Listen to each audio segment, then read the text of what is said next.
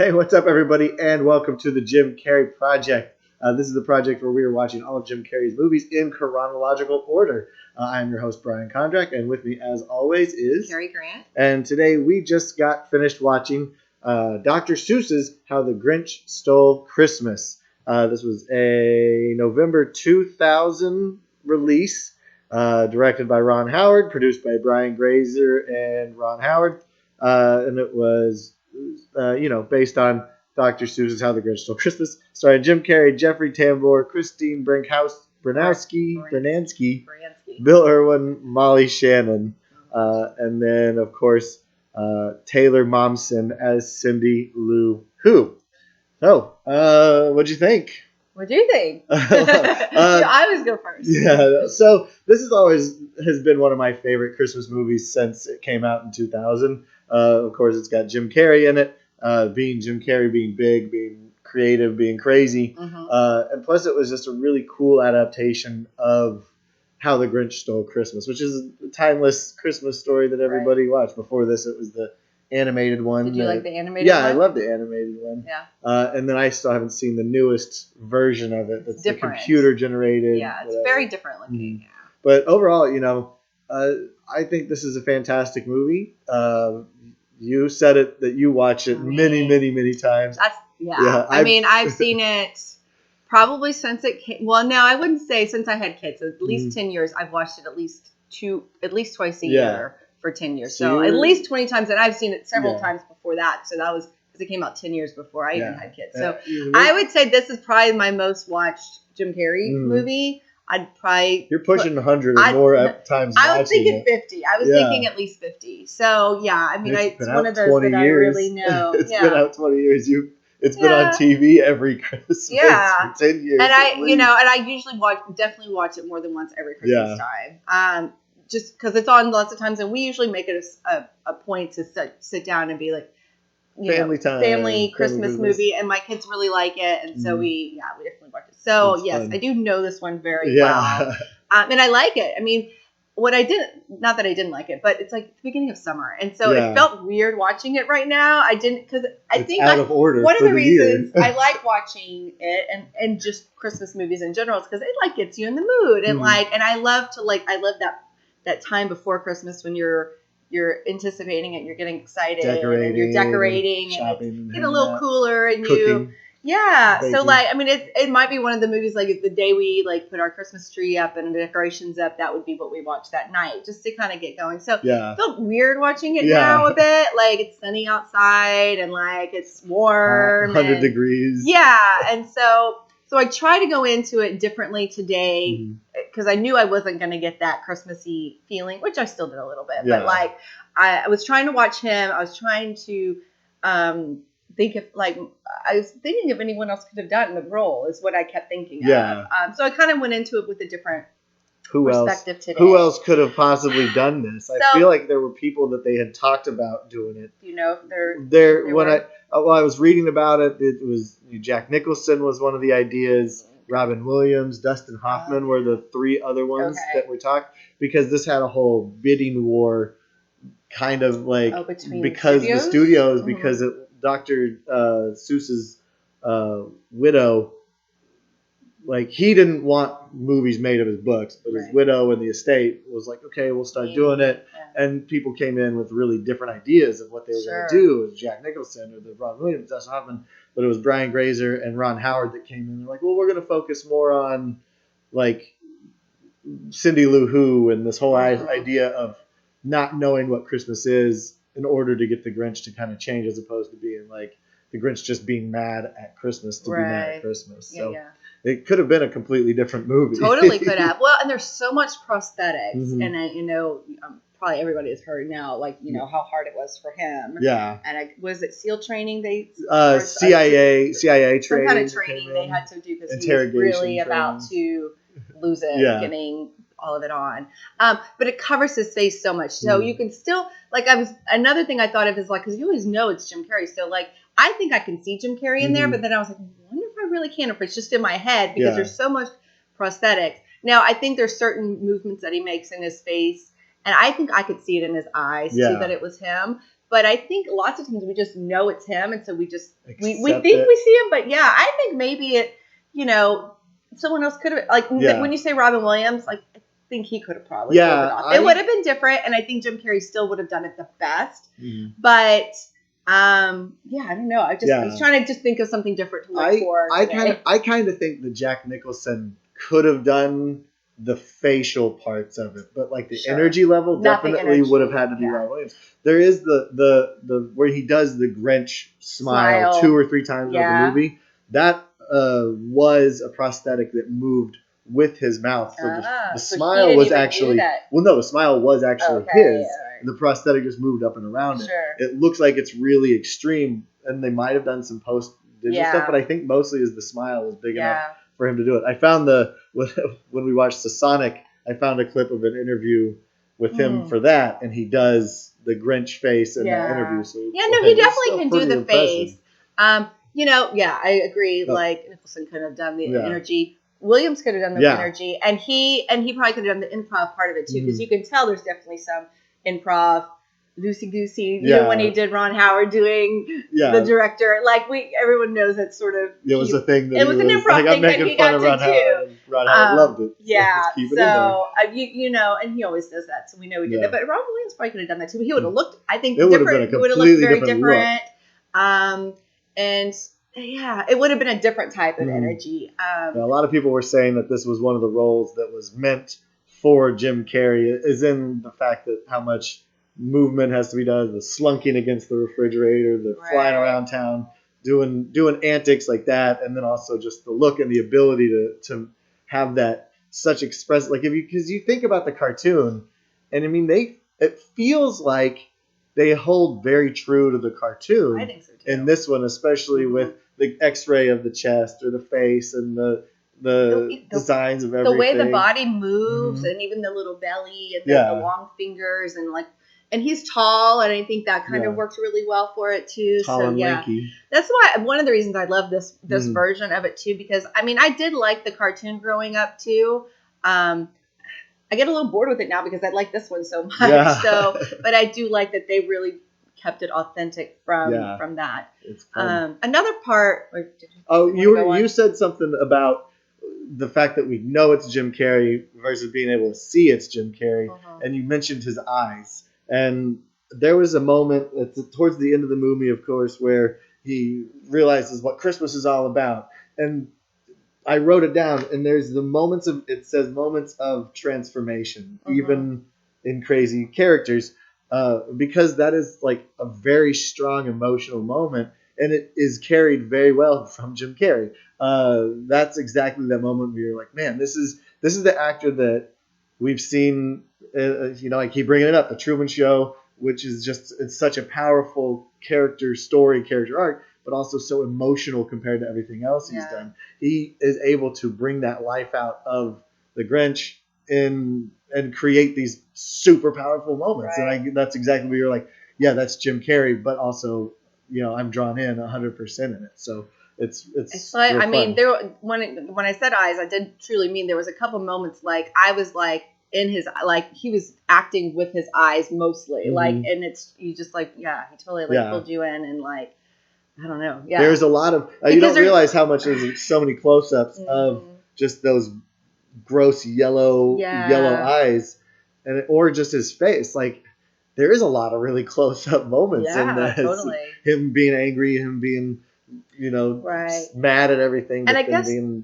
And I guess the mask, they made it to move, and because you want to be able to move, but surely it's still restricted from his normal face, and there's still so much that he comes out. I actually thought at one point too, I wonder if it was physically tiring for your face, because you probably had to work harder. Like when you smile now, you don't even think about it, but smiling with prosthetics and knowing that it needs to be seen on camera, it probably was like work. Yeah, it's probably like way more exhausting than you think it probably would be. Also, there's also the idea of how far can he move in those antics without freaking up without messing up. Because I know I've done some work with prosthetics and seen other friends of mine in prosthetics, and it's like one bad smile or you open your mouth too wide and the whole thing, like especially around the mouth. Like the thing just splits, and now you've got these little flaps hanging off the side. Yeah, I'm sure they have the very best of the best, and they're probably constantly adjusting and on him, but which is why it's so tiring. Actually, it's who was it? Oh, Taylor. No, I'm trying to think of who. Whoever did it. The makeup artists definitely get a lot of credit on this one. And think about this. It's not just him. Yeah. They literally had to put the teeth were probably easy, but the nose on everybody on set every day. Anyone that's an adult has all the kids don't have them, which I think was probably a good idea because probably kids can't be working as long and would have wasted an hour doing terrible. all the kids, So I like how they're like, you grow into your nose when you're older. Like it's a great way to be like, okay, let's not do the kids. We don't have to. We can save money and energy and anything else on this. I was looking up trying to find the makeup artist's name and I cannot find it. While you look, while we're talking about kids, there was a couple other things I wanted to say. Another reason I love this movie to watch as a family is the how they really keep the truth and the mystery of Christmas strong. Like even the babies, like how when they said how the Grinch got there, and they're like, well, babies come, on calm nights, and they show them all floating down, and I'm like, I love that because it's so cute. There's no questions. It's part of the movie. It doesn't allude to anything that your kids will be like, well, what is that or this? And I love keeping that innocence there. And same with Christmas. Santa is real. And I love that when movies don't question that, because we know Santa's real, and as adults, and some of these movies they like to pretend that Santa isn't real, and then in the end he always is real. But I just don't like how it brings up that question. And this is everyone believes, just like I believe, their parents believe, everybody believes, and if you believe Santa comes, then everyone you have to believe for Santa to come. So that's the most important thing. That's not real versus and so I just think that as a parent, I love Christmas movies that are like that, and there's honestly not that many of them. There's a lot of Christmas movies that introduce that idea of not being real into it, and I just hate that. So I always think it's funny that, this story could have been a lot different had the Grinch, because he doesn't feel like he is an actual Who. When he shows up as a baby, it's he's from somewhere else. He's a strange wind blew and brought him in. So there's an entire snowflake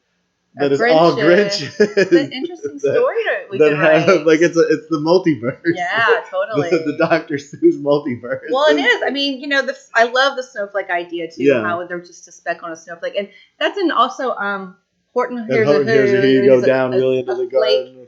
A flake on a flower, a little piece of dust. It's almost a dandelion seed, I think. Yeah, maybe that's what it was. But I love that idea. But what a crazy blow your mind kind of concept. But kind of a cool idea that that's where that Grinch came from. Well, then there's a kid that's supposed to be on this snowflake that's on the Grinch world. That's like, I don't get why everyone's so angry all the time.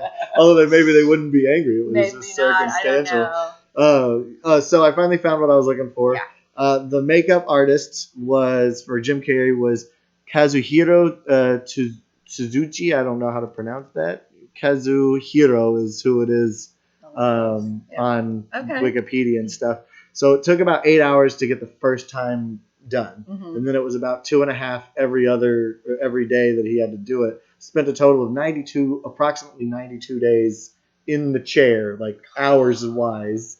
Which is crazy. So 92 days just getting the makeup on. So how long did they were filming for I think 100 days or so. So I think that's the equivalent time. I don't know where he said that. He was saying it. So spent 92 days in the Grinch makeup, spending 2 hours in the morning. So 100 days filming total and stuff. Yeah. And now I forgot what I was going to talk about. All that stuff. That makeup artist is amazing. Oh, yeah, the makeup artist is amazing. He won. I mean, he's done things like Men in Black, The Devil's Advocate, Nutty Professor, Planet of the Apes, Men in Black, Hellboy. Like, this makeup artist has done all the big sorts of incredible movies, and just got his ass handed to him, and did not want to work with Jim Carrey for the most of the movie because he was so stressed out about everything involved with the makeup. I mean, he kicked a hole in the wall of his trailer, and then of course he got the CIA thing. And Jim Carrey didn't want to work Jim Carrey didn't. The makeup artist didn't want to work with Jim Carrey. Oh, because Jim Carrey was so upset about the whole thing. I see. Okay. Yeah. I mean, God, that's gonna be hard though. Like, if you're just not mentally prepared for that kind of thing, I can't imagine. Especially when you go in the first time and it's 8 or 9 hours, and then you think that's every day, and then maybe once you kind of get your head around 2.5 hours is a long time to be in makeup. And I mean, look at things like Avengers or like some of the Marvel movies. Like, those guys are in makeup for 4 hours. I got podcasts. I gotta be on the phone. Gotta be back in 2000 though, there wasn't. People weren't on their phone that much back in 2000 yet. It was talking to other people, smoking, and just like meditating and things like that. Well, it's bonkers. I'm glad he stuck it out and got through it all. And like I said, it's his movie. He made it. It's his movie. Yeah. It's funny because one of the other versions, the 20th Century Fox, pitched Tom Shadyac to do the movie. I don't know if it was going to be with Jim Carrey, but that was probably going to be the one with Nicholson. But Tom Shadyac is the guy who directed Ace Ventura, so it was almost a remix of those two.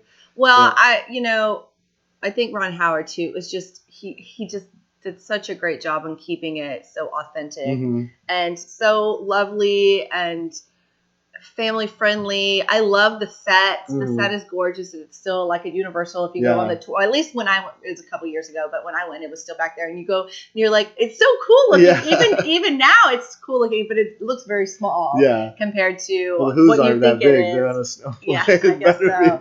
But it's all not curvy. Actual size. It's all like curvy and pink and like there's no snow or anything on it anymore. But like it's pretty cool. It still sounds like so much fun. There's so much of that stuff that I want to go. So I haven't had a chance to go out there and see that kind of stuff, which is like, and if you and like like me, who I've seen this movie so much, like, and it does make me feel nostalgic of every Christmas. So like going to see it is like, I don't know, it's just kind of exciting. It's a fun thing. It's super fun. Oh, and they also, like, Universal, during Christmas time, they do a Grinch theme. Like, the whole park is Grinch themed. And so when you walk in this main area, and they do this big, huge, curvy tree, and almost all of the employees dress up as Whoville. So they all have, like, the little noses and the big. There's, like, the mailman. There's, like, they're all dressed up in different characters. They have these huge, like, funky packages that are kind of, not like regular squares. They're kind of funky, and just like the whole thing is like magical to actually go there during Christmas too. I want to go so bad. That's my plug for Universal Studios right now, because I really did love going that one year. This podcast is not sponsored by Universal, but we'll take it if you work for one Universal. Lovely. Yeah, we're going to be watching more of your stuff as we go on. True. Let's talk about some of the other people. There's a pretty surprisingly large group of actors in this that we all have heard of. What is it? Jeffrey Tambor from Arrested Development and a bunch of other things. Transparent, which is a really good movie. He plays a really great bad guy in this one. We've got Molly Shannon. Not a huge part, but she was comedic, she was a little bit bigger at that time, but she was on SNL around that time. Yeah, this was right when like her and Will Ferrell were doing the cheerleader squad, and like she was doing the news. The NPR. She was a cheerleader, but she was on. She was on the same time. No, she did the her and Will Ferrell did the cheerleader. squad. It was the other little girl, Sherry O'Terry. Oh, it was. I thought it was Molly Shannon. No, but she was on around the same time. So she was like pretty well known, and Christine Baranski, I feel like, was in quite a few things around that time too. So I think it was cast really well. Yeah, I think so. Taylor Momsen shows up as Cindy Lou Who. Beautiful little cute little voice. I know. A number one song for years after this came out. Big eyes. She's adorable. She has gone. And she carried that movie too. I mean, she She did great. Had a lot of emotion behind her work. She actually became the lead singer of a group called The Pretty Reckless and went on like the opposite direction of everything that she looks like in Cindy Lou Who. Oh, really? I didn't know that. Like if you look it up and stuff. She's like, I'm going to change my image. Yeah, there's a couple of images like, oh, look, here she like is. Black lipstick kind of thing. She is a hard rocker kind of chick. And she has a good voice, though. Yeah, so I'm sure I think she could do whatever she wants with her voice. And people are like, oh my God, have you seen Cindy Lou Who? She's got her boobs hanging out on this concert. She's not a child anymore. She can do whatever the heck she wants She's to. an adult Look now. at Miley Cyrus. That's true. Went the other direction. Yeah. But she deserves credit on this one. She was amazing. She was too. Good. And then we've got Anthony Hopkins as the narrator. Oh, which is I didn't know that. Okay. A fantastic voice for narration. Yeah, it was good. I never even thought about who the narrator's voice was. That's good. It's not in it all that much. No. It's kind of the beginning and the end. Yeah. Really. Well, a few things in the middle. Just a few little things. It's funny that we just recently watched Me, Myself, and Irene, and that movie had a narrator in it. Yeah. And it's a very common theme. Jim Carrey kind of broke the fourth wall when he was in his alter ego of Hank in that one. And would whistle along with the soundtrack. But in this one, the Grinch breaks the fourth wall and like starts communicating and talking to the narrator specifically at so many points. I like that. It's real funny that this is kind of a culmination of a lot of the things that Jim Carrey has done leading up to this for 6 years. 6 years into it. Right. Because he's got the mask, which is a green character with like weird superpowers. And now he's got the Grinch. He's green. The Riddler. There's one specific thing that people say it's like when he's going down the pipe in this one, he's like, maybe I should have flipped a coin, which is his reference to the Batman where he was in the Riddler. So I feel like that's one thing I wrote down. I feel like there's a lot of references I don't get. And every year when I watch this, I'm like, I should look up what that is. Yeah. And I even wrote down, like, was he being the Hulk? Yeah, he's ripping his shirt off. So the Hulk just rips his clothes off. It's either the Hulk or it was the alien thing, which is what I always thought it was. Because it kind of has a hole, but then he rips it off and he's green. Yeah, I think he's the Hulk. He's hulking out. We should look up, I mean, I can guess what I think it is, but I wonder what he was doing. And then there was some dog stuff, and then he went behind a screen one point, and he does some kind of yelling and moving, and I'm like, it's got to be a reference of something, and I don't know what it is. Werewolf transformation or something like from an old movie or something like that. And maybe you could probably find a site just like what references whatever. All of the references. We should have looked it up before we started, but oh well. I just every year I'm like, I should figure out because I know he is referencing funny movies or things like that. Yeah. So that's Jim Carrey. There's so many different things. That's what's for the adults, like, oh, that's funny, or I know that, or making fun of all the bits. So you can do adult kind of things for the adults in kid movies without kids having to know what's going on. Yeah, no kid's gonna ask why are they putting all the keys in the fish bowl? Yeah. Oh, and you could just be like, it's for. That's where they safe driving. That's where they keep their keys. Yeah. Nobody can leave this party after they've been imbibing in the alcohol. Right, they put it in the fish bowl. That's what I thought when I was little. I mean, if I did know that at all. The rule is just when it is time to leave, you just pick somebody's and go. So this is his first truly movie for kids, though, right? Yeah, I think so. Because I've talked about it before, like, ooh, almost, but not quite. Yeah. So this is the first one, like. Truly, like a 8-year-old can watch a Jim Carrey movie. Yeah, and your kids are able to watch it at this point. So and then he'll have some more after that. Well, he had Sonic because we did Sonic already, but that was later. But and he'll have some more. Which I always just like come back to, like, he is the kind of actor that kids love and enjoy because he's so silly and funny, but adults still really do too because he's so clever. Yeah, and so I don't know. It's just his improv. It's just out there. Like it's so good. Like it's like, man, he's good. Yeah. It's also we've talked about it. He's also real endearing for an adult for like the emotional moments in the movies too. So I think he's got 3 or 4 other kids movies. I was looking at it. He's got Lemony Snicket's Unfortunate Events.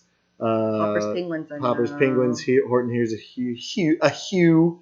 And then I think that's the Christmas Carol, the animated version of the Christmas Carol. So he actually, in 9 years times, he'll be in another Christmas movie. Yeah, which is all computer generated and everything like that. I'm not sure if I've seen that one. But yeah. So interesting things. We'll talk a little bit about the budget and everything. Okay. $123 million budget. I mean, think about all the prosthetics, all of the makeup artists that you have to hire. It's hard to find necessarily how much he's getting paid for all of these things. Yeah. At this point in his career, he's won awards, but he's probably going to be at the $20 million minimum. Do you wonder if he, at some point, does he get not royalties, but a percentage of it? Box office and stuff. So maybe it's not telling us anymore because he's actually getting a percentage of what it makes then. And it would be getting a lot more in the long run or in the end of all things. So $123 million budget, $345.1 million box office, which doesn't really seem like a whole lot, but our numbers for box office are so skewed. It's so hard to remember what is good. It's still making money, I'm sure. Yeah, I'm sure people are still buying it and renting it and stuff like that at Christmas time. Yeah. Every year it's on TV, and every year it's being rented. I mean, we just rented it. And I rented mine off of Amazon, or bought it off of Amazon just a couple years ago. Yeah. I think I don't know. Yeah. I think I had it on DVD at some point too, maybe. So it's funny that this is actually the second highest grossing holiday film. After, you want to guess what the first one is? If you didn't read that already. Don't tell me it's Die Hard. No, you're gonna make some people angry. That's a mixed bag right there. It's not a Christmas movie. What do you think? What do you think is the most holiday movie, the first big holiday movie that you can think of? Oh God. I mean, the Chevy Chase one? No. Oh no, Christmas Vacation. No. That's a good call, but that's not quite. Put me on the spot now. No. Come on. Is it recent? No, it's older. Okay. It's not like an old movie. It's I don't know. I give up. Home Alone. Oh God, why didn't I think of that? That's one we have to watch every year too. Yeah, I know. It was Home Alone 2, Home Alone 3. Yeah. Oh, you watched the third one? Why even bother? Because my son likes it. Terrible. So I've seen it. The second one is actually my favorite because they're in New York. Because they're in New York and it's pretty. It's gorgeous. You've got the big tree. Yes. You've got was it Saks Fifth Avenue? Yeah. Who does the big Christmas displays? And they go to a toy store. Yeah. It's pretty. The FAO Schwartz of toy stores and stuff. Yeah, sorry. I don't know why I blanked on that one because I do watch that one every year too. So what's funny though is talking about that. It's the second highest grossing until the Grinch comes out. The new version comes out. So the Grinch usurps the Grinch's own spot on the highest grossing. That's surprising. Christmas movie. It's not as good. It's not as good. It's fine. It's fine. But, this is, I don't know. I always like live action. I like real people better than animation anyway. It keeps my interest a little bit more. But, And this was the first, talking about live action, this is the first live adaptation of Dr. Seuss, which I don't know if I mentioned that earlier. Like a person. Yeah. And I read that Audrey Geisel, came to the set of Man on the Moon while he was filming it and was wanting to see him do an audition.